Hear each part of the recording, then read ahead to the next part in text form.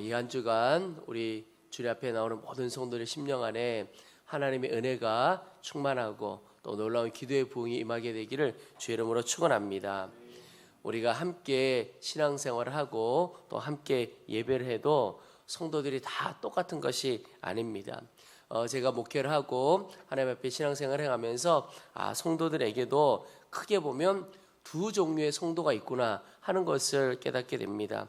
바로 기도하는 성도가 있고 기도하지 않는 성도가 있습니다. 똑같이 예배하고 신앙생활하는 것 같아도 이렇게 두 종류의 성도로 갈리게 되는 것입니다. 어떤 분들은 신앙생활 하다 보면 기도할 수도 있고 기도하지 않을 수도 있지 생각할 수 있습니다. 그러나 그렇지 않습니다. 성도의 삶은 기도를 하고 하지 않고의 문제가 아닙니다. 기도하는 성도, 기도하지 않는 성도 다르게 표현하면 이런 것입니다.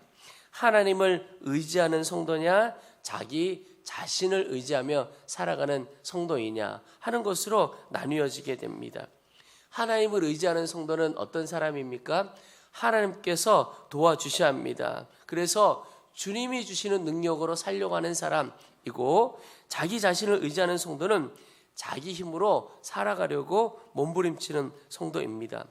진정한 의미에서는 성도라고 하기 어렵습니다. 여러분, 기도하는 성도, 하나님을 의지하는 성도, 그 사람은 어떻게 기도하는 성도가 되는 것입니까? 자기 힘으로 어떤 것도 할 수 없음을 깨닫게 되기 때문에 기도하는 겁니다. 여러분, 기도는 누가 하는 것입니까? 어떤 일이 있습니다.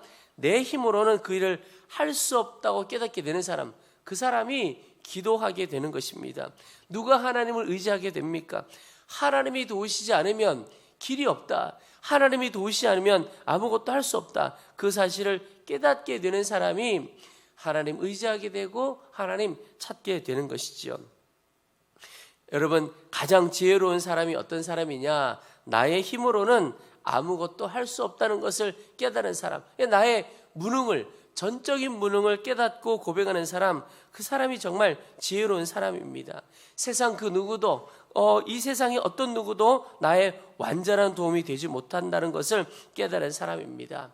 오직 하나님만이 나의 도움이시고 하나님만이 나의 해답이심을 믿고 깨달은 사람, 그 사람이 지혜로운 사람입니다. 오늘 말씀을 보면 아수르라고 하는 나라가 대군을 이끌고 하나님의 나라, 하나님의 백성인 유다를 위협합니다. 그리고 사신을 보내서 편지를 보내게 되는데 그 내용의 핵심은 이런 겁니다.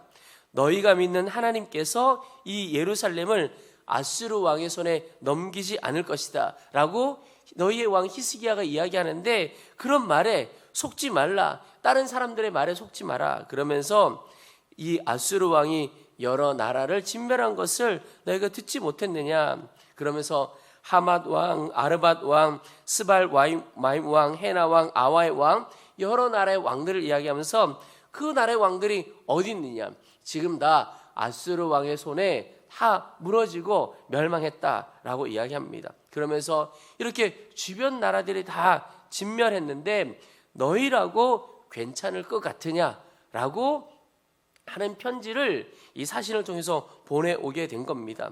히스기야가 지금 그 편지를 받아보게 된 것인데, 이것은 지금 유다 국가적으로도 또 히스기야 개인적으로도 지금 엄청난 위기 앞에 서 있게 된 것입니다. 바람 앞에 등불이다 이런 표현을 쓰는데 정말 딱 그런 처지에 있게 된 것입니다. 이때 왕이었던 히스기야의 반응을 오늘 우리가 말씀에 읽었습니다. 14절 15절에 보면 히스기야가 사자의 손에서 편지를 받아보고 여호와의 성전에 올라가서 히스기야가 그 편지를 여호와 앞에 펴놓고 그 앞에서 히스기야가 기도하여 이르되, 여러분 말씀에 보면 그 사자의 편지, 정말 국가가 너무나 위기 앞에 서 있게 되는 그 편지를 받아보고 바로 하나님의 성전으로 가서 그 편지를 여호와 앞에 펴놓고 기도하게 되었습니다. 여러분, 어려움이 다가왔을 때 왕이었던 히스기야가 했던 첫 반응이 뭐냐면 바로 기도였습니다. 근데 여러분, 히스기야가 왜 기도했을까요?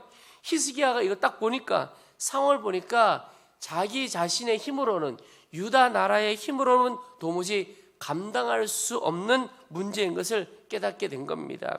자기와 자기 나라의 무능을 깨닫게 된 거죠. 그 순간 하나님 앞에 나아갈 수밖에 없게 된 것입니다. 여러분, 지금 우리나라 또 교회 위해서 기도할 때 하나님께서 가장 먼저 보여주신 말씀이 바로 이 구절입니다. 히스기야가 지금 겪게 되는 그 상황이 우리나라와 우리가 겪게 되는 상황과 비슷하구나 하는 마음을 갖게 된 겁니다. 여러분, 우리나라가 참 어려운 때를 많이 지나갔습니다. 또 지금도 어려움을 겪게 되는데 저는 좀 차원이 다른 어려움을 겪게 된다 하는 생각을 갖습니다. 왜냐하면 제 마음에 보기에 지금 우리나라가 세대별로, 계층별로, 또 지역별로, 또 정치적인 의견에 따라 대립이 참 심각합니다. 근데 정말 무서운 게 뭐냐면 나와 의견이 다르면 다 적으로 여기는 마음이 너무 큰 겁니다. 좀 다를 수도 있고 다양한 의견을 가질 수도 있는데 내 편 아니면 다 적인 겁니다. 그건 서로를 정죄하는 것이 너무나 자연스럽고 심각하게 됐다는 거예요. 또 하나님을 대적하는 일이 너무 자연스럽습니다. 하나님을 부인하는 일이 자연스럽고 인권이라든지 문화라든지 예술이라는 이름으로 죄악이 이전에는 죄로 여기고 부끄러워했던 것들이 음지에 있었죠. 근데 이제는 양지로 너무나 자연스럽게 나오는, 하나님을 대적하고 부인하는 게 너무 자연스러워진 그런 시대. 참 너무나도 과거와는 다른 어려운 시대구나, 위험한 시대구나 라고 하는 것을 깨닫게 됩니다. 나라적으로 너무 어렵죠. 또 개인도, 가정도 여러 어려움을 겪습니다. 관계의 어려움, 진로의 어려움, 재정의 어려움, 자녀들의 어려움, 너무 많은 어려움을 겪고 있습니다. 근데 이 모든 상황을 보면서 마음에 하나님께서 물으시는 것 있다고 생각이 듭니다. 너희의 힘으로 감당할 수 있는 일이냐? 보니까 우리의 힘으로, 사람의 힘으로는 도무지 해결할 수 없는 일이라고 여겨집니다. 그러면 어떻게 해야 됩니까? 히스기야가 했던 것처럼 기도하는 거죠. 우리가 하나님 앞에 나아가 기도할 수밖에 없는 겁니다. 여러분, 그래서 우리 교회가 이번 한 주간 주님께 나아가서 우리의 모든 것을 올려드리며 기도해보자 라고 하는 것입니다. 여러분, 기도는 내 손에 있던 문제를 하나님의 손에 맡겨드리는 것, 이게 바로 기도입니다. 여러분, 내가 감당할 수 없는 문제를 내 손에 붙들고 씨름할 필요가 없는 겁니다. 내 손에 있으면 내 문제예요. 그런데 하나님의 손에 맡겨드리면 하나님의 문제인 겁니다. 그러면 하나님께서 역사하시는 거죠. 여러분, 여전히 내가 감당할 수 없는 문제, 내가 풀어낼 수도 없는 문제를 내가 해보겠다고 붙들고 있는 분들이 있습니다. 그건 영적으로 보면 너무나 어리석은 일입니다. 여러분, 주님께 맡기면 되는 겁니다. 그러면 주님의 문제가 되고 주님의 문제면 주님께서 역사하시는 겁니다. 오늘 14절의 말씀 다시 한번 보십시오. 히스기야가 사자의 손에서 편지를 받아보고 여호와의 성전에 올라가서 히스기야가 그 편지를 여호와 앞에 펴놓고, 히스기야가 사신의 편지를 가지고 여호와 앞에 펴놓고 기도했다고 했습니다. 무슨 뜻입니까? 자신의 손에 있던 편지를 여호와 앞에 펴놓았습니다. 내 손에 있던 문제를 하나님의 손에 옮겨 드린 것입니다. 여러분, 내 문제로 붙들고 살아가지 않고 하나님의 문제가 될 수 있도록 하나님의 손에 온전히 올려드릴 수 있게 되기를 축복합니다. 그게 기도인 것입니다. 기도는 더 이상 내가 붙들고 사는 것이 아니라 주님, 이 문제를 주님께 올려드립니다. 주님께 맡겨드립니다. 그게 기도인 것이죠. 여러분, 내가 감당할 수 없는 문제, 내가 풀어낼 수 없는 문제, 하나님의 손에 맡겨드려야 합니다. 그런데 여러분, 조금만 한 발 물러서서 생각해 보면 사실 우리 인생을 살아가면서 내가 감당할 수 있는 문제는 사실 하나도 없습니다. 내가 깨닫지 못해서 그렇고 또 인정하지 않아서 그렇지, 하나님이 내게 능력 주시지 않았다면 사실은 아무것도 할 수 없는 것이 우리 인생입니다. 예수님도 우리가 머리털 하나도 우리가 어떻게 할 수 없다고 복음서에서 말씀하고 계시거든요.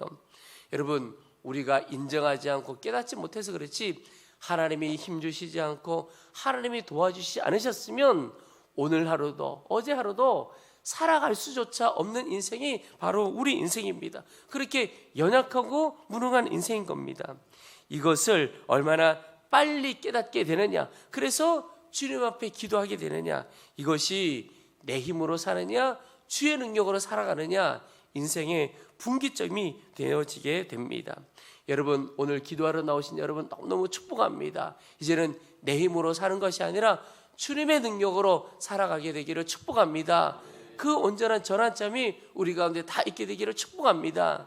나의 무능과 나의 연약함을 깨닫고 고백해야 하는 것이죠. 여러분, 우리 인생의 모든 순간이 사실은 어려움의 때고 위기의 때입니다. 그럴 때 어떻게 해야 하죠? 가장 먼저 기도해야 하는 것입니다. 오늘 이 사건, 되어지는 모든 사건 앞에 읽진 않았지만 열왕기하 19장 1절에도 보면 이렇게 표현합니다. 히스기야 왕이 듣고 그 옷을 찢고 굵은 배를 두르고 여호와의 전에 들어가서, 그러니까 왕이었던 히스기야가 어려움이 왔을 때 가장 먼저 했던 것이 무엇이냐면 기도한 거예요. 하나님 앞으로 나아간 겁니다. 여러분, 기도는 다른 방법 다 써보고 마지막에 하는 것이 아닙니다. 하나님은 우리의 삶에 있어서 다른 방법, 이 방법 저 방법 다 써보고 여기도 가서 도움 청해보고 저기도 가서 도움 청해보고 다 안 될 때 마지막에 가서 하나님 도와주세요, 그런 분이 아니라는 겁니다. 성도가 어떤 일을 만날 때 가장 먼저 해야 하는 것이 기도입니다. 그래서 기도로 시작하고 기도로 마치는 겁니다. 하나님 손에 맡겨드리고 하나님께서 역사하시면 감사함으로 마무리하는 것, 그게 우리 인생인 것입니다. 보딩 목사라고 하는 분이 그런 말씀을 하셨습니다. 기도는 무능한 자가 전능한 자에게 기대는 것이다. 여러분, 오직 주께 기대고 살게 되기를 소망합니다. 우리는 무능하고 하나님은 전능하신 분입니다. 그래서 이 보딩 목사님의 말씀처럼 우리가 하나님께 기대는 거죠. 그게 기도인 겁니다. 15절에 보면 히스기야가 기도할 때 그 앞에서 히스기야가 기도하여 이르되 그룹들 위에 계신 이스라엘의 하나님 여호와여, 주는 천하만국의 홀로 하나님이시라. 주께서 천지를 만드셨나이다. 여러분, 히스기야의 이 기도 첫 고백이 참 중요한데 왜 중요하냐면 여기 보면 천하만국의 홀로 하나님이시라. 주께서 천지를 만드셨나이다. 이 말은 우리가 의지할 분은 주님이시고 주님은 전능하신 분이시다, 이 말씀입니다. 여러분, 천지를 지으신 분 얼마나 놀라운 분이십니까? 능력은 주님께 있고 길은 주님께 있다, 이런 뜻입니다. 여러분, 전능하신 하나님, 천지를 지으신 하나님께서 우리 하나님이십니다. 전능하신 그 하나님이 우리 아버지십니다. 여러분, 이게 얼마나 놀라운 사실인가. 성도에게, 하나님의 자녀가 된 자에게 주시는 가장 큰 권세가 바로 천지를 지으신 전능하신 하나님께 기도할 수 있다는 것입니다.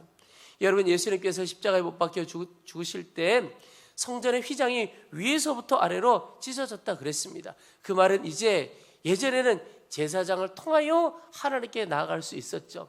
지금 가톨릭에서는 여전히 그렇죠. 사제를 통해서 그렇게 합니다. 그런데 우리에게는 복이 있는 겁니다. 하나님께서 길을 열어주신 것이 이제 그 누구라도, 어떠한 사람이라도 직접 하나님께 나아가 기도할 수 있게 된 겁니다. 자녀의 권세가 주어진 겁니다. 자녀가 언제라도 아버지께 나아갈 수 있는 길이 우리에게 열려져 있다라고 하는 것입니다. 여러분, 방황하고 다른 것 헤맬 거 아닌 것입니다. 어떤 어려움이 올 때 우리의 인생의 모든 순간에 하나님께 나아가면 하나님께서 길이 되어주시고 해답이 되어주시는 겁니다. 히스기야의 기도의 특징을 보면 또 하나 우리에게 주는 도전이 있는데요, 그는 누구에게도 알리지 않고 하나님께 나아간 것을 볼 수가 있습니다. 오늘 14절 다시 한번 보십시오. 히스기야가 사자의 손에서 편지를 받아보고 여호와의 성전에 올라가서 히스기야가 그 편지를 여호와 앞에 펴놓고 그랬습니다. 그 편지 받아보고, 자, 우리 사람들 다 모여라, 같이 기도합시다, 뭐 이렇게 하지 않은 겁니다. 여러분, 서로 신뢰할 수 있는 이들이 모여서 연합해서 기도하는 것 굉장히 중요합니다. 그런데 오늘 이 말씀은 히스기야가 했던 이 모습은 다른 사람과 연합해서 기도하지 말라 이런 뜻이 아닙니다.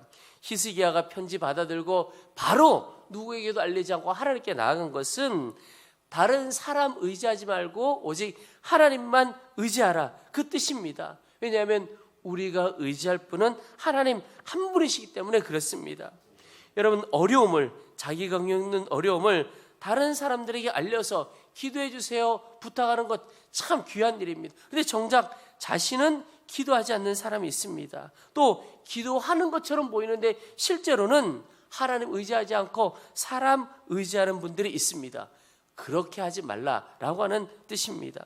여러분, 혹시 우리의 모습이 어떻습니까? 하나님께서 그 문제 나에게만 가져와 나만 의지해 그렇게 말씀하시는데 사람들에게 막 나누고, 그런데 실제로 내가 주님을 의지하고 기도하는 것은 아니고 이렇게 살아가진 않습니까? 여러분, 하나님께서 우리를 기도의 골방으로 바로 부르실 때가 있습니다. 너 다른 데 돌아다니지 말고 기도의 골방으로 내 앞으로만 나와 라고 하실 때가 있는 겁니다. 누구도 의지하지 말고 그저 골방으로 나오라. 여러분, 그러면 하나님께서 부르시는 기도의 골방으로 나아가 보시기 바랍니다.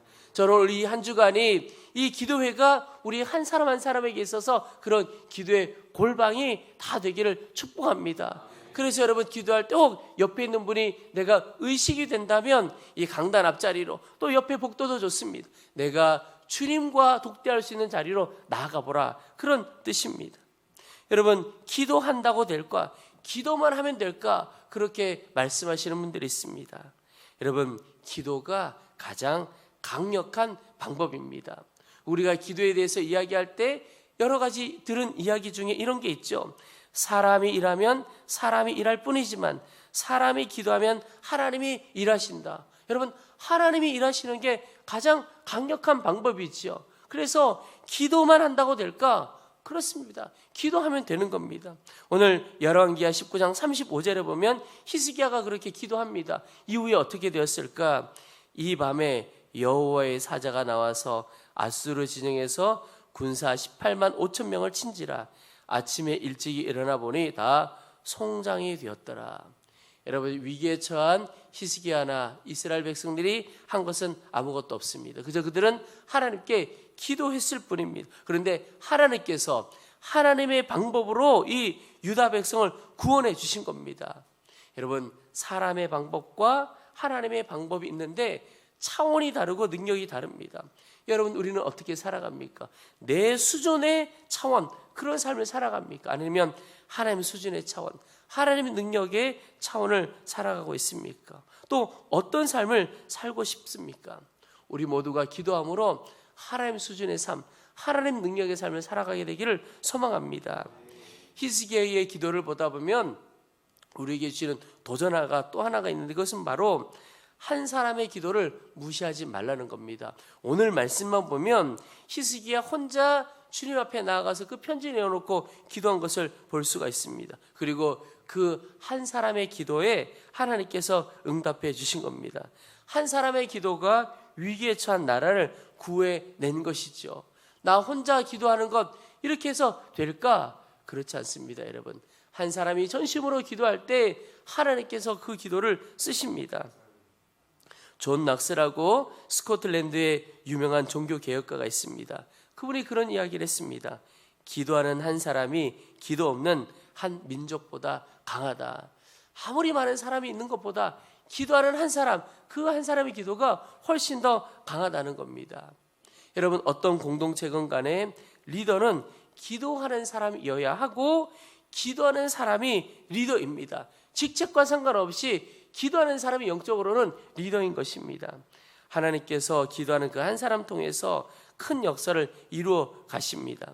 지금은 양평으로 이전을 했지만 가나안 농군학교라고 바로 우리 이 지역에 우리 하남에 있었던 곳이지요. 가나안 농군학교 설립자이신 김용기 장로님, 이분은 나라 위해서 여러 가지 일을 하신 분이시지만 또 나라를 위한 중보 기도자이기도 하셨습니다. 그 기도실에 가면 이렇게 적혀 있습니다. 조국이여 안심하라, 내가 기도하고 있다. 여러분, 너무 멋지죠. 여러분, 우리 모두가 다, 특별히 우리 함께하는 교회 성도들은 다 이런 기도자 되기를 소망합니다. 그러면서 나라뿐만이 아닙니다. 내가 속한 공동체를 향하여 이렇게 외칠 수 있어야 하는 겁니다. 우리 가정이여 안심하라. 내가 기도하고 있다. 자녀들아 안심하라. 내가 기도하고 있다. 자녀들은 엄마 아빠 안심하세요. 내가 기도하고 있어요. 이 고백이 우리의 고백 다 되어지기를 소망하는 겁니다. 교회도 마찬가지입니다. 속회 식구들이여 안심하라. 내가 기도하고 있다. 선교회여 안심하라. 내가 기도하고 있다. 우리의 기업과 일터도 마찬가지요. 우리의 일터에 우리의 동료들이여 안심하라. 내가 기도하고 있다. 여러분, 하나님께서 우리를 기도의 자리로 부르시고 하나님의 역사에 우리를 도구로 쓰실 것입니다.